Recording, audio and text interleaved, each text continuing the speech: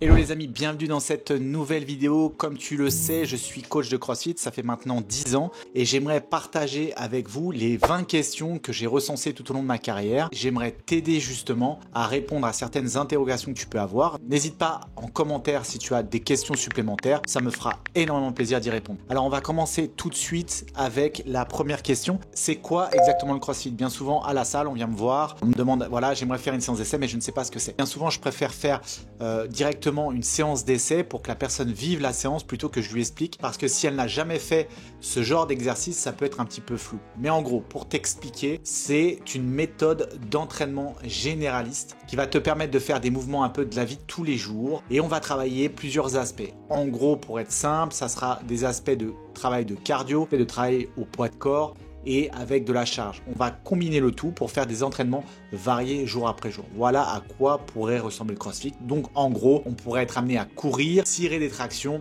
et ensuite soulever une barre du sol. Voilà, ça pourrait être un exemple d'exercice qu'on pourrait faire sur 15 minutes avec un maximum de tours. Je vais rester simple parce qu'on a 20 questions. Si je commence à rentrer dans les détails, notre vidéo va durer au moins 1 heure. La question numéro 2 qu'on me pose souvent, c'est est-ce que c'est fait pour moi si je suis débutant? Oui, c'est pour toi si tu es débutant car tous les exercices sont adaptés. Et pour exemple, à la salle, on a vraiment de tous les âges en même temps. Donc, il n'y a pas de cours de niveau. N'aie pas peur. Si tu es débutant, tu peux venir. En 3, dois-je être en forme avant de commencer? Eh bien, comme à la question numéro 2, non, tu n'as pas besoin d'être super en forme. C'est juste que tu vas commencer à ton propre niveau. Mais ensuite, le but du jeu, c'est qu'on améliore petit à petit ta condition physique dans toutes les qualités essentielles, que tu sois capable de courir un petit peu, de tirer ton poids de corps, de grimper des corps, de faire des push-ups, etc., etc. Donc non, il n'y a pas besoin d'avoir un niveau pour commencer le CrossFit, bien au contraire. La question numéro 4, et ça c'est arrivé souvent chez les enfants, est-ce dangereux? Ce n'est absolument pas dangereux, bien au contraire. Nous, ce qu'on privilégie avant tout en CrossFit et à notre salle, c'est le mouvement. D'abord, on cherche à avoir un mouvement qualitatif, qui soit biomécanique et ensuite, au petit à petit, augmenter l'intensité de travail. Mais non, le CrossFit n'est pas dangereux. En 5, combien de fois dois-je m'entraîner par semaine? Ça dépend de l'athlète ou de l'adhérent. Moi, ce que je préconise dans un premier temps, c'est vraiment 2 à 3 séances par semaine et de toujours se laisser une journée de récup entre chaque entraînement. Et ensuite, il faut s'écouter, il faut voir comment on récupère, voir si on n'a pas de mauvaises douleurs. Et si tout va bien, bah voilà, rien ne nous empêche d'augmenter au petit à petit nos séances. Mais bien souvent, ce qui pose problème, c'est pas le nombre d'entraînements qu'on va faire dans la semaine, c'est le temps de récupération. Le temps de récupération, en fait, pour certains, doit demander plus de temps que d'autres. Donc, il faut savoir s'écouter. Mais je dirais que 2 à 3 séances de CrossFit par semaine pour débuter, c'est amplement suffisant. En 6, combien de temps dure une séance? Alors, en CrossFit, bien souvent la séance dure 1 heure. Après, chaque salle de CrossFit a un petit peu sa méthodologie, sa façon de faire. Mais voilà, en gros, tu vas être accaparé à la salle pendant 1 heure minimum. En 7, vais-je devenir trop musclé? Eh bien ça dépendra de l'intensité que tu vas mettre au CrossFit. Mais en gros, quand on est dans un niveau débutant intermédiaire et qu'on fait 2 à 3 séances semaine, on va s'affûter, on va prendre un petit peu de muscle bien sûr puisqu'on va se dessiner, mais on va pas prendre des muscles à outre mesure parce qu'il n'y aura pas assez de volume d'entraînement justement pour développer de la masse musculaire. Mais on va dire quand même que le CrossFit pour moi est la seule méthodologie fitness qui donne un bon résultat avec juste 3 séances semaine. Donc non, je te rassure, tu ne vas pas prendre trop de muscles, du moins pas au début, ça c'est sûr. Est-ce que je dois suivre un régime particulier? Moi, je ne préconise pas dans les premiers mois d'entraînement, voire la première année, de changer quoi que ce soit dans son alimentation. Il faut vraiment, je pense, avancer dans un ordre bien précis. C'est-à-dire qu'il faut d'abord comprendre et apprendre la manière de s'entraîner. Et une fois qu'on a compris un petit peu l'historique de la méthodologie, comment ça fonctionne, etc., là, je pense qu'on peut aller s'orienter sur un régime alimentaire ou sur de la nutrition, mais il ne faut pas tout faire d'un coup parce que ça va vous demander trop d'apprentissage et vous allez vous éparpiller. Ce que je dis tout le temps, c'est mets-toi déjà en focus sur ton training, mets-y de l'intensité, mets-y de l'intention, comprends ce que tu fais, comprends ce que tu ressens. Une fois que tu as l'impression de maîtriser un peu le sujet, vois si ça fonctionne sur ton corps, vois si ton corps change. Et ensuite, si tu sens que tu as des besoins nutritionnels, et ben là, les coachs ou des nutritionnistes pourront t'orienter, te conseiller sur une alimentation orientée plus sportif. Mais il faut vraiment savoir que 3 séances de CrossFit par semaine, ça nous fait grand max 1 heure d'intensité sur une semaine, ça reste très très très léger. Donc là, adapter un régime alimentaire en fonction de ces trainings-là, je trouve pas ça judicieux. Moi, je vous conseille quand même de tout faire dans l'ordre. Apprenez à vous entraîner, et ensuite apprenez à manger. Ah, une question un peu plus poussée, la question numéro 9. Que veut dire WOD, que veut dire RX et que veut dire AMRAP? WOD, c'est Workout of the Day, c'est en gros l'exercice du jour, l'entraînement du jour qui va être marqué au tableau dans sa globalité. Le RX, c'est ni plus ni moins que la ceinture noire en karaté. C'est voilà, c'est l'athlète qui maîtrise tous les mouvements et toutes les charges. Et AMRAP, c'est un terme qui veut dire as many reps as possible, autant de reps que possible. Donc on imagine un exercice où il va y avoir tant de reps dans un exercice, tant de reps dans un autre. Et bien pendant 15 minutes, on va faire un maximum de tours de ces deux exercices. Et là, on comptera le nombre de répétitions. Voilà, en gros, je ne vais pas rentrer dans les détails, mais WOD, RX et AMRAP, ce sont ces définitions-là. C'est quoi le matériel de base à avoir? Alors ce que je dis souvent, c'est avoir une paire de chaussures de qualité. Ça, c'est la base. Si vous avez des baskets de running, par exemple, avec des semelles très très molles, par exemple pour le squat, ça va pas être optimal. Donc ce que je préconise en général, c'est déjà de s'acheter une bonne paire de baskets type CrossFit, une chaussure, on va dire, avec une semelle assez dure, qui n'a pas trop de drop pour justement avoir un travail sur la mobilité et le squat assez intéressant. En 2, je mettrai la corde à sauter. Avoir sa propre corde à sauter, c'est toujours agréable. Et ensuite, en 3, je dirais, une fois qu'on va commencer à s'accrocher à la barre, ce serait d'avoir des grips, des maniques pour justement éviter de trop s'abîmer les mains, puisque des fois dans la même semaine on peut faire 2 à 3 fois du travail à la barre. Donc si vous avez des protections mains, c'est mieux. Donc je dirais mon top 3, une paire de baskets, votre corde à sauter et les maniques. On trouve ça sur des sites spécialisés. Si vous avez la moindre question, n'hésitez pas à laisser un commentaire. Je vous mettrai 2-3 adresses internet qui sont intéressantes pour trouver ce type de matériel.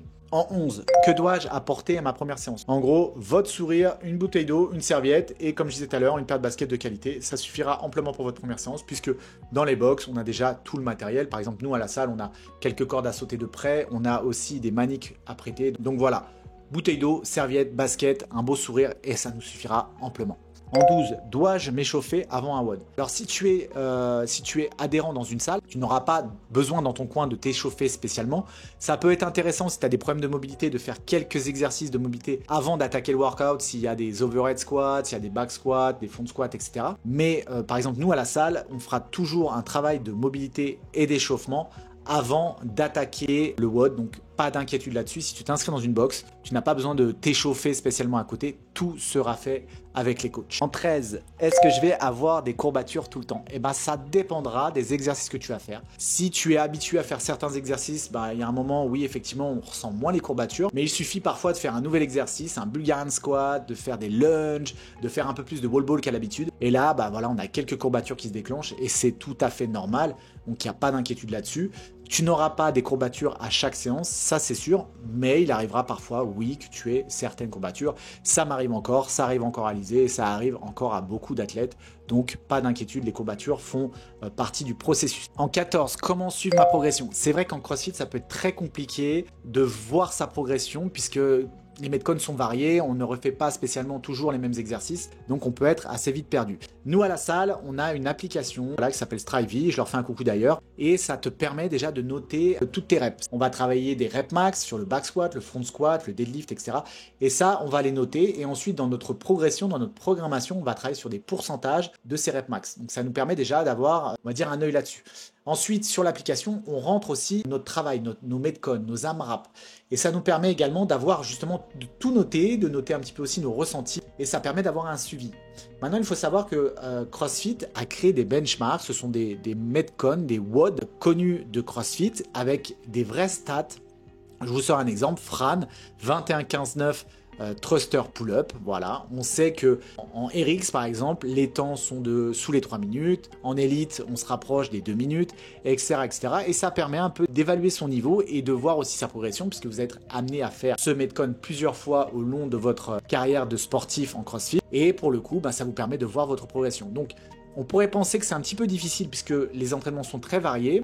Il suffit de tout noter et au petit à petit, vous allez vraiment comprendre et voir votre progression et voir aussi votre évolution. En 15, puis-je adapter les exercices si j'ai des blessures ou des limitations? Je dis oui, un grand oui, puisque il est parfois normal d'avoir quelques petites douleurs, des débuts de tendinite. Il n'y a pas de souci là-dessus. La chose qu'on préconise, c'est de ne pas forcer dessus.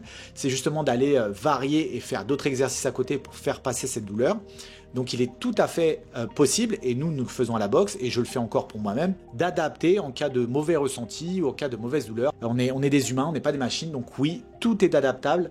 bien sûr, il ne faut pas hésiter à venir s'entraîner, même avec une douleur, et c'est préconisé puisque plus on bouge et plus voilà, ces petites douleurs disparaissent plutôt que d'être immobilisé. De plus, nous avons beaucoup de kinés à la boxe, on a même des ostéos, donc voilà, il n'y a pas de souci là-dessus, vous serez toujours bien encadré à ce niveau-là. On était en 16. Y a-t-il un âge limite pour faire du CrossFit? Non, il n'y a pas d'âge limite. Bien au contraire, j'encourage tous les masters, les gens qui rentrent un peu dans l'âge, à se mettre justement à l'exercice, à travailler un petit peu les charges, puisqu'avec l'âge, on commence à perdre de la masse musculaire. La masse musculaire, c'est ce qui maintient vos os, c'est ce qui vous permet d'être mobile, de vous déplacer, d'être autonome. Donc il est très très important de préserver ses muscles et par le fait, le CrossFit, comme c'est fonctionnel, c'est tout à fait quelque chose d'intéressant pour les masters et les seniors. Donc non, il n'y a pas de limite en CrossFit. Je vous encourage, même à 65 ans, même à 70 ans, même à 80 ans, à ne pas hésiter à vous inscrire dans une bonne salle de CrossFit. En 17, est-ce que c'est comme dans une salle de sport classique? Alors c'est quoi une salle de sport classique? Si on la compare à une salle de fitness, non, c'est totalement différent. Il faut savoir déjà que quand vous allez arriver dans une salle de CrossFit, à partir du moment où vous êtes un adhérent, vous n'êtes plus un inconnu, vous n'êtes pas dans l'anonymat, tout le monde vous connaît, vous rentrez dans une communauté. Donc les gens vont vouloir vous connaître, ils vont s'entraîner avec vous. Le fait de faire justement des workouts, des sessions de CrossFit qui peuvent être intenses, ça crée des liens puisque dans l'intensité, dans la difficulté, bien sûr, on s'entraide et tout. Donc obligatoirement, voilà, non, c'est totalement différent et c'est pour ça que j'en suis tombé amoureux, c'est que la communauté est extraordinaire et à notre époque, on est beaucoup dans l'individualisme. Le fait de rentrer dans une salle de CrossFit, eh ben, ça va vous rappeler que l'esprit communautaire, l'esprit de cohésion est quelque chose d'extraordinaire et le fait de ne pas se sentir seul à l'entraînement, c'est quelque chose de très très agréable et aussi ça vous pousse vers le haut. Donc non, le CrossFit est totalement différent, il n'a rien à voir. C'est pour ça qu'il est extraordinaire. Ça en vient à la 18. Pourquoi tout le monde parle de communauté? Ben pour ça. Parce que vous allez vous retrouver dans des classes, dans des entraînements avec 12, 14 ou 15 personnes qui vont suivre le même entraînement que vous. Vous allez devoir échanger, vous allez devoir vous entraider. Et en plus, vous allez rentrer dans des phénomènes d'intensité comme je disais tout à l'heure. Donc du coup, voilà, il y a quelque chose qui est vraiment très puissant. Il y a des très fortes amitiés qui naissent. Donc voilà pourquoi on parle de communauté en CrossFit. Et je crois que c'est vraiment, là je vais le répéter, mais je crois que c'est la magie du créateur Greg Glassman. En 19, combien coûte un abonnement en général? Alors là, je ne peux pas vous donner un tarif précis en général. Je pense qu'aujourd'hui, les abonnements en métropole ou ailleurs tournent autour de 100 €. Je vais être très honnête avec vous, pour 3 séances coachées par semaine dans notre salle, vous êtes à 79 €. Si vous voulez être en illimité, vous êtes à 89 et sans engagement, c'est 99 € au mois.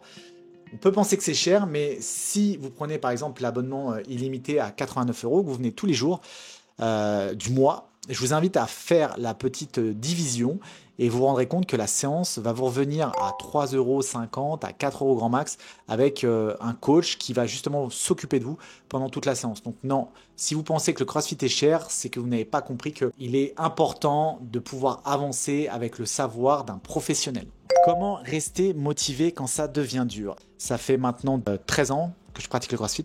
Pourquoi je fais encore du CrossFit? Parce que le CrossFit est très varié. Je donne un exemple, vous devez être capable de marcher sur les mains, vous devez être capable de grimper des cordes, de vous rétablir une barre, d'essayer de lever des charges lourdes dans une technique parfaite. Donc finalement, il y a tellement de domaines à maîtriser que si vous êtes vraiment passionné, vous ne pouvez pas vous lasser. Donc comment ne pas se lasser et rester motivé?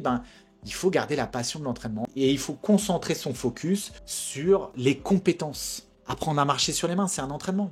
Apprendre à faire des barres muscle-up, c'est un entraînement. Donc si je suis un petit peu lassé, je sais pas moi, du côté cardio des workouts, rien ne m'empêche de passer par de la force, du renforcement, par de la gymnastique spécifique. Enfin voilà, il y a plein de chemins à prendre. Et moi, ce que je dis toujours, c'est que si vous commencez à sentir cette motivation s'effacer et s'enfuir, n'hésitez pas à aller voir votre coach pour en parler avec lui et peut-être prendre de nouvelles directions dans votre entraînement. Et c'est tout à fait normal, il n'y a pas de souci là-dessus. Je veux dire, on n'est pas des machines, on est des êtres humains, on a une vie à côté, on a une vie de famille, on a un travail. Voilà, on peut passer par des hauts et des bas, mais il ne faut pas hésiter à en parler et il faut aussi comprendre que c'est quelque chose qui fait partie du processus. Voilà, j'ai répondu à 20 questions, j'ai essayé d'être le plus rapide possible. J'espère que ça t'aura plu. N'hésite pas à marquer en commentaire des questions auxquelles je n'aurais pas répondu et qui t'interpellent. Je vous souhaite une bonne soirée, une bonne matinée, une bonne après-midi. Comme vous savez, sur YouTube, le temps n'existe pas. Nous sommes dans un métaverse. À ciao, bye.